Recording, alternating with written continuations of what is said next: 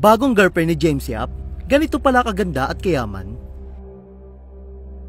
James, pinagpalit nga ba ang asawa sa isang mayamang aktres? Mainit na pinag-uusapan ngayon ng mga marites sa social media ang di umano'y bagong karelasyon ng basketball superstar at politiko na si James Yap.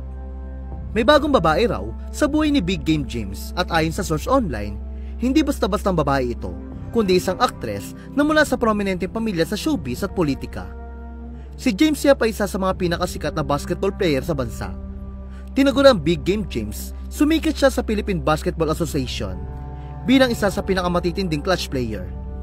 Nadraft siya noong 2004 ng Pure Foods at manalo ng 7 PBA Championship. Bukod pa rito, 2 beses siyang itinanghal na MVP noong 2006 at 2010. Hindi rin nalalayo ang personal niyang buhay sa mata ng publiko. Isa sa mga pinakakilalang relasyon ni James ay ang naging pagsasama nila ng Queen of All Media na si Kris Aquino.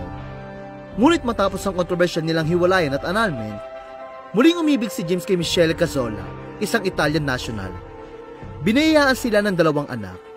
Ngunit noong 2023, lumalabas ang mga ulat na hiwalay na umano sina James at Michelle. Ayon sa ilang balita, bumalik na sa Italy si Michelle kasama ang kanilang mga anak. At matagal na rin daw itong hindi nakikitang kasama ni James sa mga public events. Hindi man direktang kinumpirma ng dalawa, naging tahimik sila sa issue.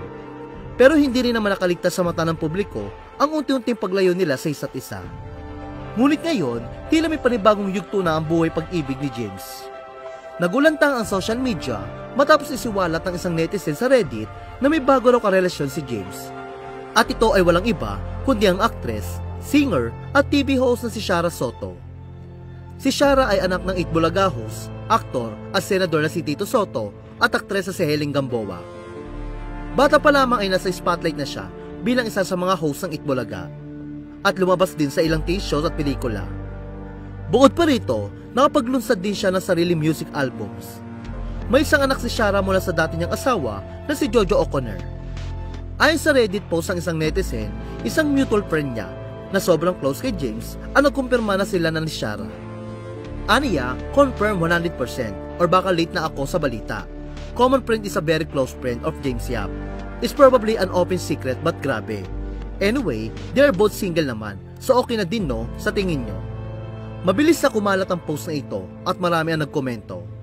May ilan na natuwa at nagsabing bagay naman daw ang dalawa, pero may mga nagsabi ring tila hindi raw natuto si Sara. May netizen pang nagkomento, akala ko ba matalino si Sara, di natuto. Isa pang netizen ang nagsabi na mukhang mahilig sa mga anak ng politiko si James tulad kay Kris. Aniya, mahilig pala si James sa mga anak ng politiko. Naaalala ko nung annulment nila ni Kris, ang laki din na nakuha niya sa settlement. Hindi ito ang unang beses na nadawit sina James at Sara sa isyong romantiko.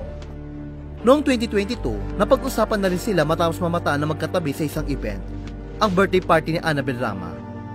Ngunit nilinaw naman noon ni Sara sa isang panayam, seatmates lang sila ni James at walang ibang namamagitan sa kanila. Ngunit ngayon, tila nag-iba na ang hihip ng hangin. Wala pa namang opisyal na pahayag mula kina James at Sara tungkol sa isyong ito.